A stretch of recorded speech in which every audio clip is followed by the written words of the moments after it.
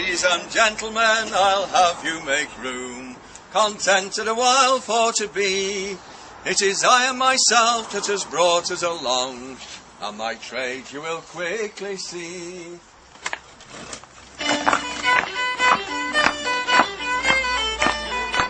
A few weeks ago, I had the pleasure of being brought into a local tradition that dates back to the 1700s. I traveled to the tiny village of Grenoside in Sheffield, England for the 2010 Sword Dance Festival and competition.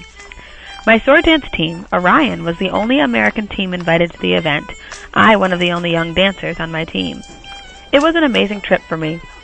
From the minute we stepped into the Old Harrow pub, the headquarters for the weekend, I knew that I'd entered a different world. A place where this dancing had been done for hundreds of years. A place where this dancing had been done for hundreds of years by the same people. One man from the Handsworth men showed me a picture that had his great-great-grandfather in it. Now he dances with the team. This tradition is being passed down generation to generation. While it is being passed on by certain families, this dancing has also changed from the way it was hundreds of years ago. Traditionally a miners' dance, the teams today are not made up of miners, but of local men who have been brought into the folk dancing community. The community has shifted. Most often these dances are performed on certain occasions every year, usually around Boxing Day and Christmas time. The audience is made up of other folk dancers or people from the village who come outside to watch them perform. One team, the Six Jolly Miners, have created a new agenda. They are performing at local miner unions and gala events. They are honoring the miners that have died and are also educating the current miners on their own history. I found this idea fascinating, that a different group of people who have preserved this amazing culture are now bringing it back to the people who began it.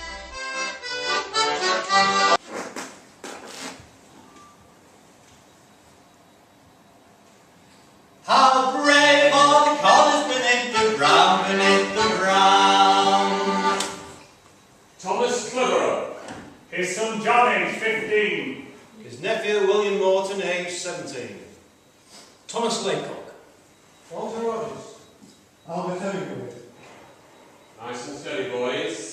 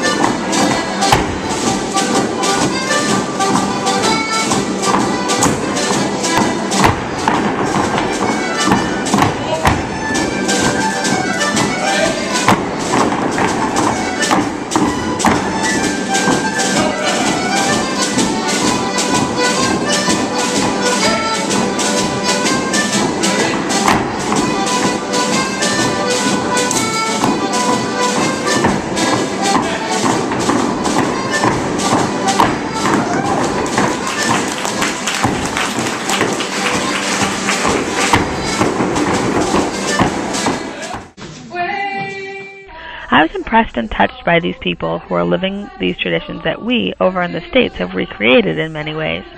I love how much they know and how much they love what they do, and how much they love to tell you about it. All you had to do was ask one question or mention one thing you were interested in, and you would receive an earful of fascinating stories, along with a photo or words to a song or a piece of music you should take home with you. Not only does this area of England have a huge dancing tradition, they also love to sing and have an old tradition of local Christmas carols. Once I mentioned that I love to sing, I was presented with a large book full of carols and the promise that they would sing me a few the next day. My weekend ended with a pub full of happy villagers proudly singing their very own Christmas carols in the middle of October. The sound of them all singing together and the love and pride they shared for their own culture touched me. I am proud to be able to share this bit of culture with them and carry it on in a new way here in the States. An ocean away, we have recreated the sense of a village in our own community of folk dancers. A second-generation dancer myself, I cannot wait to pass these traditions on to my own children. Love and joy come to your wassail to you. Praise God and send you a